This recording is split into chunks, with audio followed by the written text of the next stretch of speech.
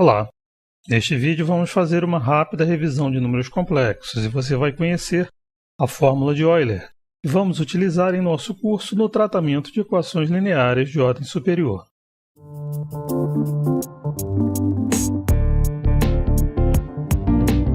Eu quero começar lembrando a você a forma cartesiana de um número complexo. O número complexo sempre pode ser escrito na forma x mais i vezes y, em que x e y são números reais e o símbolo i representa a unidade imaginária, raiz de menos 1. Em certas áreas da engenharia, como a engenharia elétrica, por exemplo, a unidade imaginária é representada como j. Isso porque lá o i é reservado para representar a corrente elétrica. Mas aqui neste vídeo e nos demais eu vou usar o símbolo i para representar a unidade imaginária. O x é um número real, ele é denominado parte real do complexo z, e o y também é um número real, ele é denominado parte imaginária do complexo z.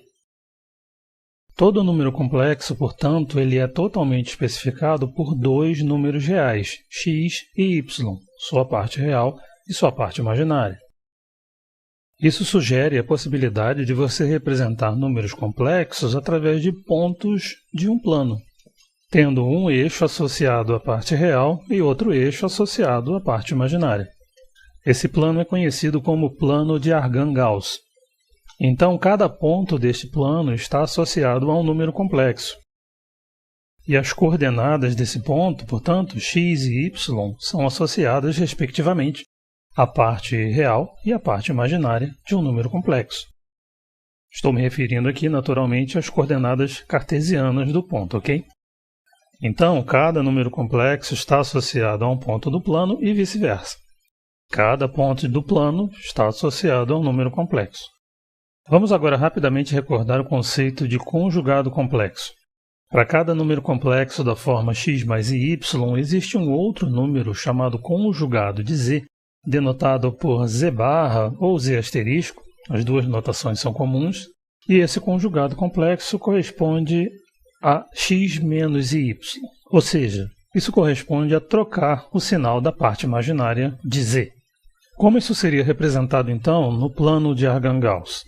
Para todo número complexo da forma x mais y, você terá um ponto de coordenadas x e y no plano. O conjugado complexo desse número vai corresponder então a outro ponto do plano de coordenadas x e menos y. Ou seja, os pontos associados a z e z barra vão ser simétricos em relação ao eixo dos reais. Uma vez que existe, então, a possibilidade de representarmos números complexos através de pontos de um plano, e é possível localizar estes pontos do plano usando coordenadas cartesianas, por que não usar um outro sistema de coordenadas qualquer? Por exemplo, coordenadas polares. Você pode, então, usar a distância deste ponto z até a origem, vamos chamar ela aqui de ρ. Esse ρ é chamado de módulo do complexo z, e você pode usar um ângulo, que aqui eu vou chamar de θ, entre o segmento que vai desde a origem até o ponto z e um eixo de referência, que, comumente, é o eixo dos reais. Para ser mais exato, é o semi-eixo positivo dos reais. Esse ângulo θ é denominado ângulo de fase ou simplesmente fase do complexo z. Ele também é denominado argumento do complexo z. A relação entre x, y, ρ e θ é a mesma que existe entre as coordenadas cartesianas e as coordenadas polares. X é a projeção daquele segmento de comprimento ρ com o cosseno de θ, e o y é a projeção deste mesmo segmento com o seno de θ. Substituindo, então, estas expressões de x e y escritas em termos de ρ e θ na forma cartesiana do complexo z, a gente obtém esta expressão aqui, que nos dá z agora em termos de ρ e θ. Você pode colocar ρ em evidência e escrever o z desta forma. Você obtém, então, a chamada forma trigonométrica de representação de um número complexo. Ela também é chamada de forma CIS, CIS, que é uma referência à estrutura da parte angular, da parte da fase do complexo Z. Assim como na forma cartesiana, você obtém o conjugado complexo de Z trocando o sinal da parte imaginária. Observe que isso é equivalente a você trocar θ por menos θ. De fato, se a partir da forma trigonométrica de Z você trocar θ por menos θ, você obtém isso daqui. Mas o cosseno é uma função par. Cosseno de menos θ é igual a cosseno de θ. Por outro lado, o seno é uma função ímpar. Seno de menos θ é igual a menos seno de θ. Com isso, a gente vê claramente que a conjugação complexa é equivalente a eu trocar o ângulo de fase θ por menos θ. Você vai ver agora uma terceira possibilidade de representação de um número complexo. Ela é obtida a partir da representação trigonométrica com a utilização da chamada fórmula de Euler. Ela nos diz que aquela parte angular, aquela parte da fase, cosseno θ mais i seno θ, pode ser escrita como uma exponencial de um número imaginário iθ. Lembrando, que θ é um número real, portanto i vezes θ é um imaginário puro. Daqui a pouco você vai ver uma justificativa para essa fórmula de Euler. Combinando, então, a forma trigonométrica de um número complexo e a fórmula de Euler, você obtém a chamada forma exponencial ou forma fasorial de representação de um número complexo. Fasorial se refere à fase, a ângulo de fase. Todo número complexo pode, então, ser escrito nesta forma, na forma exponencial. Assim como na forma trigonométrica, se você tem o número complexo z escrito na forma exponencial, para obter o z-barra, para obter o conjugado complexo de z, você troca θ por menos θ. Lembre-se de que aqui, tanto ρ quanto θ são números reais. Antes de mostrar a você algumas aplicações da fórmula de Euler, que vai ser especialmente útil aqui no nosso curso de equações diferenciais, eu quero mostrar a você uma justificativa para esta fórmula. Meu ponto de partida dessa justificativa é a função exponencial real. Vamos considerar, então, uma função exponencial de x, ou, mais especificamente, a sua expansão em série de Taylor, na verdade, série de Maclaurin, em torno de x igual a zero. Talvez você já tenha visto ou vai ver em breve esta expansão em série no seu curso de cálculo numérico. Eu não vou entrar em detalhes, então, sobre essa expansão aqui. Eu vou tomar ela como ponto de partida. Escrevi essa série até a quinta ordem, é suficiente para o que eu quero mostrar aqui. Imagine que seja possível extrapolar essa série para um número imaginário, ou seja, fazer x igual a iθ. Observe que temos aí, com esses termos, uma sequência de potências crescentes de i e θ. Vamos examinar mais de perto o que acontece com essas potências de i. I elevado a zero é igual a 1. I elevado a 1 é o próprio i. I ao quadrado, por definição, é menos 1. I ao cubo, por sua vez, pode ser escrito como i vezes i ao quadrado, portanto, menos i. I à quarta corresponde a i vezes i ao cubo, portanto, é igual a 1. Observe que voltamos ao valor 1. E, portanto, a partir daqui, as potências superiores de i vão repetir este mesmo padrão. 1, i, menos 1, menos i, 1 de novo, e assim por diante. Se você olhar para o plano de Argand-Gauss, você vai ver o seguinte. Partimos do ponto 1, na parte positiva do eixo real. Vamos para i, na parte positiva do eixo imaginário. Em seguida, para menos 1, agora na parte negativa do eixo real. Próximo ponto é menos i, na parte negativa do eixo imaginário, para finalmente voltarmos ao 1. Vamos agora encaixar estas informações na nossa série. O i é ele mesmo, i ao quadrado é menos 1, i ao cubo é menos i, e a quarta é igual a 1, e a quinta é igual a i, e assim por diante. Esta série, então, vai ter termos reais, sem o i, e termos imaginários, com o i. Agrupando os termos reais, você tem isso daqui. E agrupando os termos imaginários, você tem isso daqui. Observe que neste primeiro parênteses aqui, você tem os termos de potências pares de θ.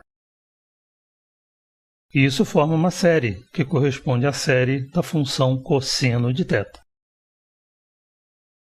Já neste outro parênteses aqui, você tem os termos em potências ímpares de θ. E isso corresponde à série da função seno de θ. Você obtém, assim, a fórmula de Euler. Exponencial de iθ equivale a cosseno θ mais i vezes seno de θ. Em nosso curso, exponenciais de números imaginários e exponenciais de números complexos vão aparecer naturalmente no processo de solução de equações lineares. No entanto, antes de voltarmos às equações diferenciais, eu queria ainda mostrar para você algumas outras aplicações da fórmula de Euler. Ela é muito útil, por exemplo, na demonstração de certas identidades trigonométricas. Você deve lembrar daquelas expressões de cosseno de A mais B, seno de A mais B, que aprendeu lá atrás. Pois é, usando a fórmula de Euler, é possível demonstrar essas identidades sem fazer uma figura. O que seria, então, exponencial de i vezes A mais B? Por aplicação direta da fórmula de Euler, isso é equivalente a cosseno de A mais B mais i vezes seno de A mais B. No entanto, por outro lado, a exponencial de i vezes A mais B pode ser escrita como produto de duas exponenciais, a exponencial de IA e a exponencial de IB.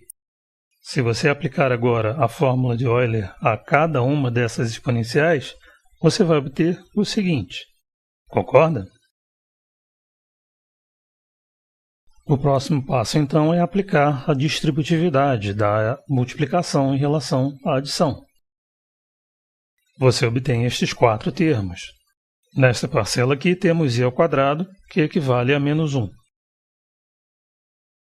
Você tem aí, então, duas parcelas reais e duas parcelas imaginárias.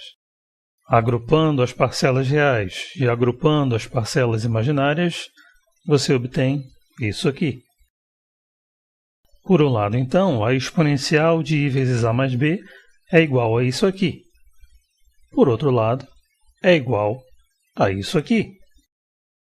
Mas, para que essas duas expressões sejam iguais, você está igualando dois números complexos. Isso significa dizer que a parte real de um tem que ser igual à parte real do outro. E, ao mesmo tempo, a parte imaginária de um tem que ser igual à parte imaginária do outro. Obtemos, então, aquelas duas velhas conhecidas, as duas identidades trigonométricas, uma para cosseno de A mais B e a outra para o seno de A mais B. Tem um outro aspecto da fórmula de Euler que eu acho que vale a pena comentar aqui. É que a fórmula de Euler ela abre a possibilidade de você representar as funções trigonométricas básicas, o seno e o cosseno, como uma combinação linear de exponenciais imaginárias. E isso pode vir a facilitar a sua vida em certas situações.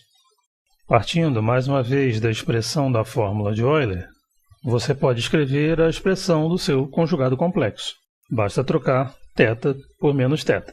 Se você agora somar essas duas equações, vai obter o seguinte. Do lado esquerdo, a soma das exponenciais. Do lado direito, os termos em seno se anulam e os termos em cosseno se combinam. Em seguida, você pode resolver para o cosseno de θ e expressar o cosseno de θ em termos desta combinação de exponenciais. Se você agora calcular a diferença entre essas duas mesmas relações, do lado esquerdo você tem a diferença entre as exponenciais. Do lado direito, agora são os termos em cosseno que se anulam, e os termos em seno se combinam. Agora é só resolver esta expressão para o seno e expressar o seno em termos da diferença dessas exponenciais. Ou seja, tanto o cosseno quanto o seno podem ser escritos em termos de combinações lineares, destas combinações lineares aí de exponenciais de um número imaginário.